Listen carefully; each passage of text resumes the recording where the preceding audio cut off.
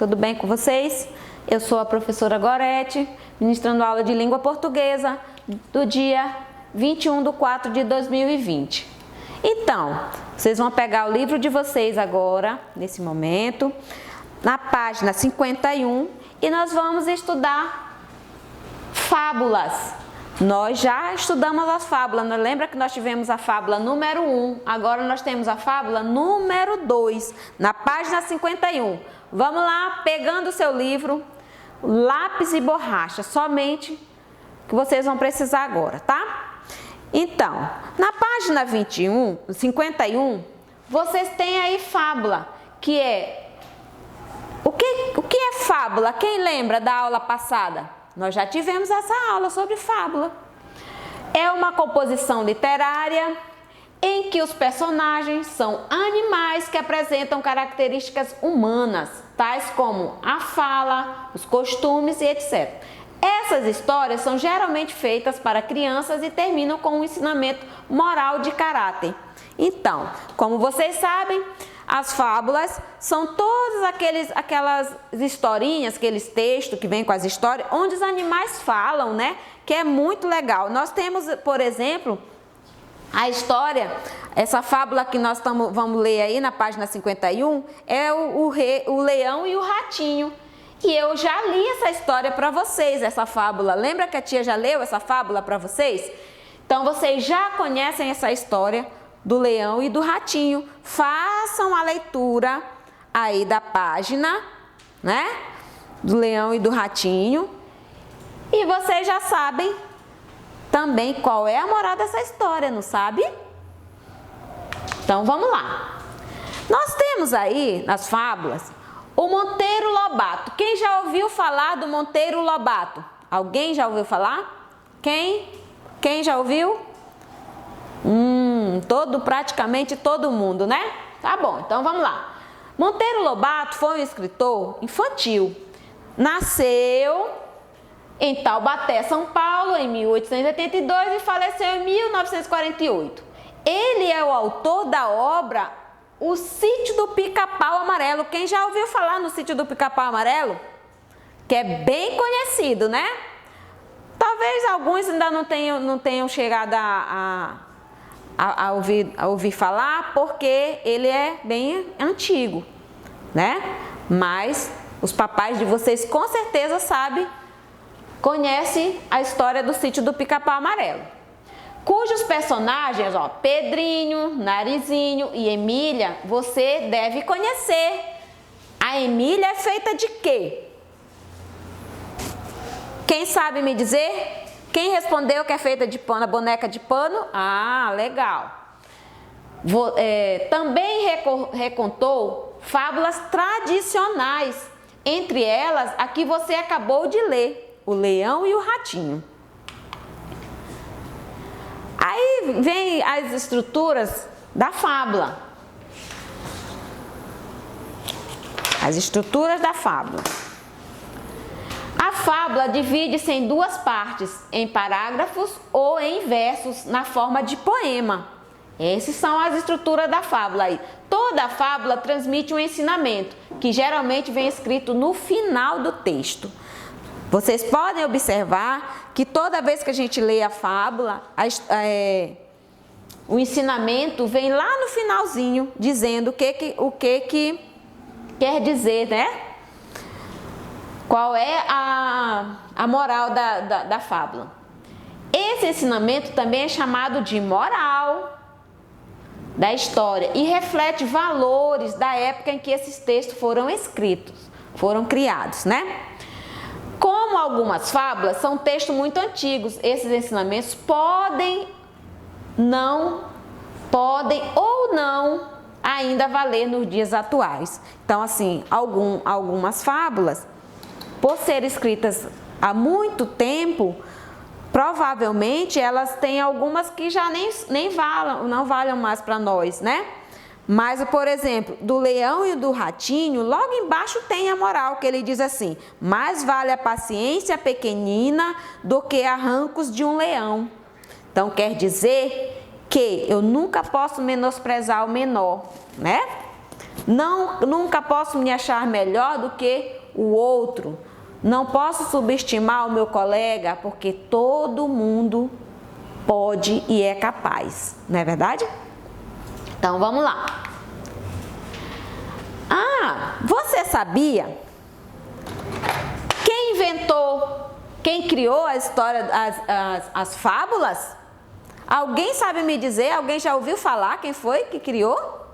Vamos ler aqui a história do criador das fábulas, considerado o pai das fábulas. Olha só.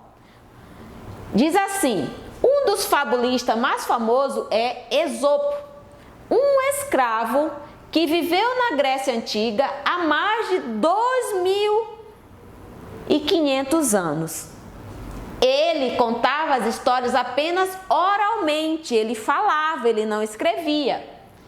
E só muito tempo depois elas foram escritas. Muitas de suas fábulas foram recontadas por escritores como o francês Jean de La Fontaine. A fábula 1, que você leu lá atrás, lida por você, foi criada por Esopo e recontada por La Fontaine. Então, esse aqui, que foi o criador de todas as fábulas que nós lemos hoje, que são recontadas por outros autores. Esse autor aqui, Esopo, vocês observem a imagem dele. Para a época, não é uma fisionomia muito bonita, né? É tanto que ele era considerado um homem muito feio, porque ele era corcunda. E também porque olha o rosto, não era um dos mais bonitos, né? Mas muito inteligente. Por isso que nós dizemos que não podemos subestimar ninguém, certo? Então, essa fábula ficou bem conhecida, não foi? Você já sabe, aí você vai responder as questões da página 52 e 53 e na próxima aula nós faremos a correção, ok? Boa sorte para vocês e até logo!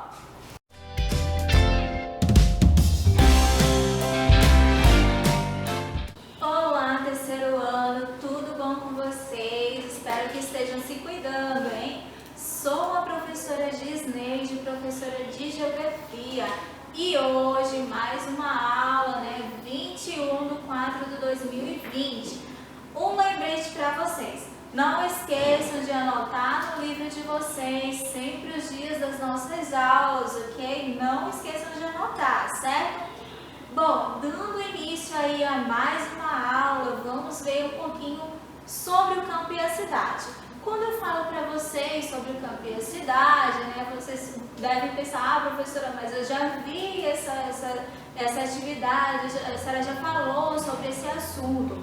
Quando nós falamos sobre campo e cidade, gente, não é só a questão de nós compararmos o campo. O campo ele tem isso, a cidade tem outra coisa, ou de comparar ou de diferenciar os dois. O campo e a cidade, ou o meio urbano ou rural, como algumas pessoas falam, tem coisas muito amplas para serem estudadas, né? Se nós formos falarmos aqui, vai ser muito tempo, bem longo. Não é só a questão do que tem um local e outro de compararmos, não. Existem muito mais além do que essas comparações, né? Primeiro, vamos pontuar aqui um conceito. O campo e a cidade, elas se ligam. Nós dependemos do campo para sobreviver. Assim como o campo também depende da cidade para a sua subsistência, para ter o seu negócio, né? E outros também, as questões climáticas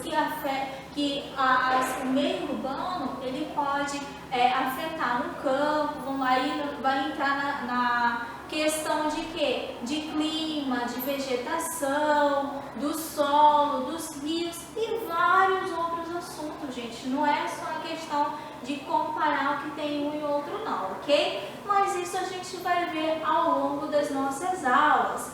Mas falando aí sobre essa questão do campo e a cidade, quero que vocês observem esse slide aí. Olha só, eu coloquei como para casa, para vocês aí analisarem em casa, porque na aula anterior eu já expliquei um pouquinho dessas características do campo e da cidade. Eu sei que vocês já estão sabendo aí bastante coisa, né? E essa atividade aí para casa para vocês é o seguinte, eu vou explicar como é que funciona a sua metodologia. Observe aí no slide, olha só, ele está perguntando aí, como percebemos este espaço? Aí, obviamente, vocês vão fazer o que? A comparação. No campo eu estou vendo só vegetação, casa, na cidade não, eu estou vendo prédio, eu estou vendo a movimentação de pessoas, certo? Beleza. E aí, o que ele vai falar aí? Desenhar e diferenciar os dois espaços, campo e cidade, como eles percebem, ou seja, como é que vocês percebem isso daí? A visão de vocês, ela pode ir muito mais além daquilo que eu falei, muito mais além do que apenas comparar. Você pode descrever também em relação a questões de clima. No campo, como tem mais vegetação, pode ser o quê? Menos calor do que na cidade. Na cidade não tem tanta vegetação assim. Então, vocês podem colocar essas questões também. Vamos chegar nesse ponto aí. Olha só. Como metodologia, no caderno de vocês vão dividir ao meio e aí vocês vão representar através de desenho. Então, vocês vão desenhar essas duas imagens no caderno de vocês, o campo e a cidade, de forma de como vocês imaginam. Vocês não vão pegar essas duas imagens aqui e vão transcrever para o caderno de vocês, desenhar no caderno de vocês, não. Vocês vão imaginar como que é o campo e como é que é uma cidade e vão colocar no caderno de vocês, certo? Ficou claro? A atividade ela será desenvolvida com o intuito de quê? De vocês perceberem a visão de vocês, né? Sem a interferência de terceiros. O que eu coloquei aí? Sem a interferência de terceiros. É você, aluno, é você, terceiro ano, que vai imaginar como é que é o campo ou a cidade. Não é o papai nem a mamãe, não. É você, certo? Vocês vão usar como recurso o lápis, o caderno, lápis de pintar, borracha, régua, ou seja, você vai desenhar, vai pintar da maneira de como vocês desejarem. E aí, esse quadro aí que eu coloquei para vocês vão transcrever ele para o caderno. E aí, aquilo que eu falei, esse pensamento ele vai além de comparar o campo e a cidade. Vocês vão poder pensar na questão do clima. Na cidade é mais quente, no campo já não é, na cidade não tem tantos rios, no campo, na área rural, já tem rios. A questão do próprio solo, da terra.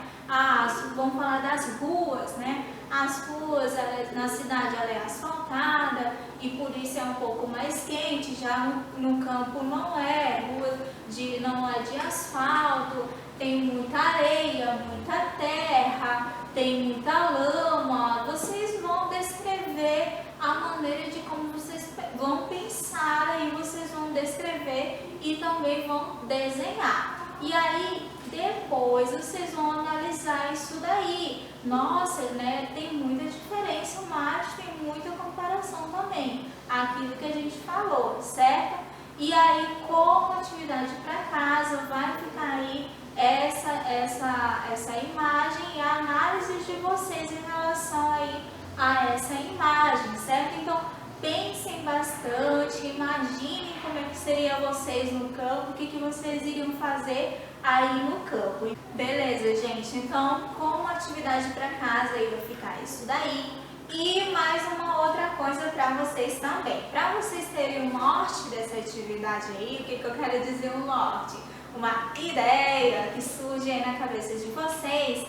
Vou passar para vocês aí nesses dois links um vídeo aí do Chico Bento. Observe aí, olha só. Chico Bento nos Shopping e Chico Bento aí na Roça Diferente. São 2 videozinhos bem rápidos para vocês assistirem e na próxima aula a gente vai tirar a análise desses 2 vídeos aí. E aí vocês vão saber como é que é a diferença aí das pessoas. A gente falou a diferença das cidades, né? Agora a gente vai saber da visão dessas pessoas. O que essas pessoas do campo, elas sabem da cidade? O que as pessoas da cidade sabem do campo? Então vocês vão assistir esse vídeo aí e na nossa próxima aula nós vamos fazer a análise desses vídeos, ok? Muito obrigado e até a próxima!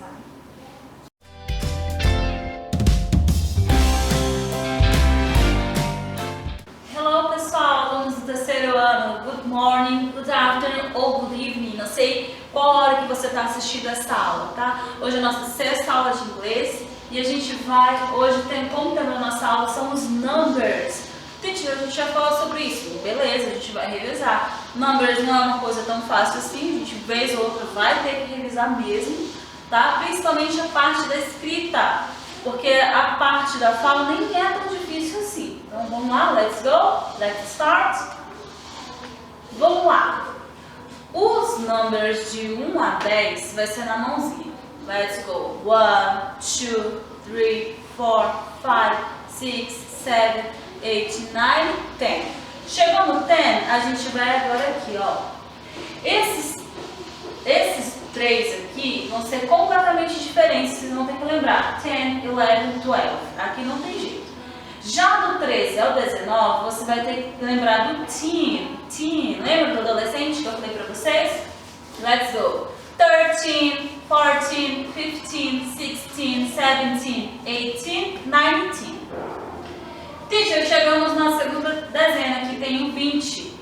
Então, a partir daqui do 20, você vai ter o T e o Y, que você vai falar como T, ou às vezes vai mudar um pouquinho o som. Quer ver? Esse aqui você pode chamar de 20 ou 20. Esse aqui de 30 ou 30.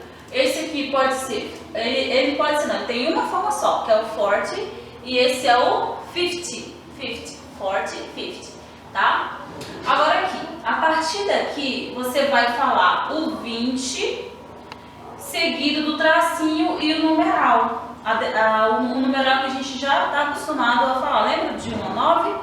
Então, toda vez que for dezena, é isso que você vai fazer. Porque no português você faz assim também, não é? 21, 22, 23, ainda tem um E no meio. 21, 22. Então esse E vai ser mais ou menos esse tracinho aqui. Porque se você me responder em atividade, em prova, trabalhar em qualquer lugar, colocar sem esse tracinho, vai ficar 20 e o número 3. É isso que eu vou entender. Para ser 23, ele precisa, é obrigatório ter esse tracinho. Se você esquecer desse tracinho, você já vai estar errado, tá? Então, muita atenção na hora da escrita desses números. Então, vamos lá.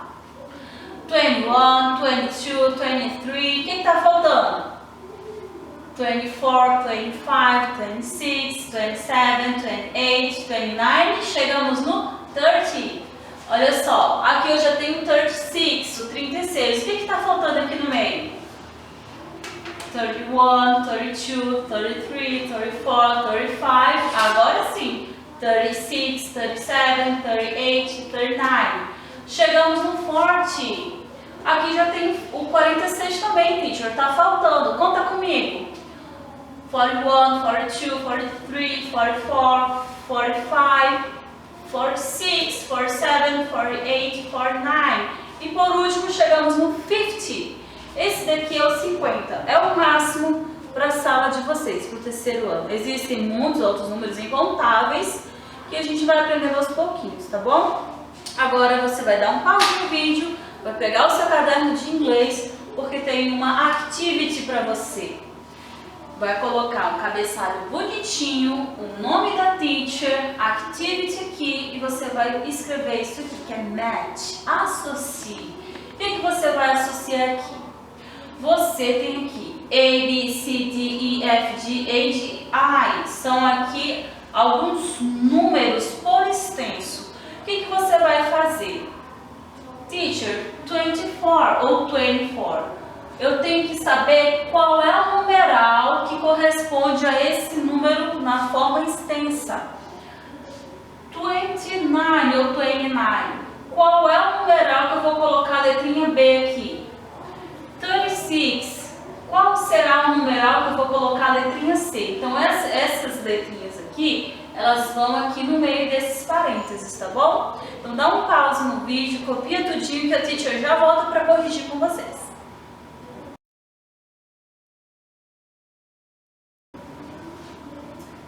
E aí, vocês terminaram? Espero que sim. Então, vamos lá.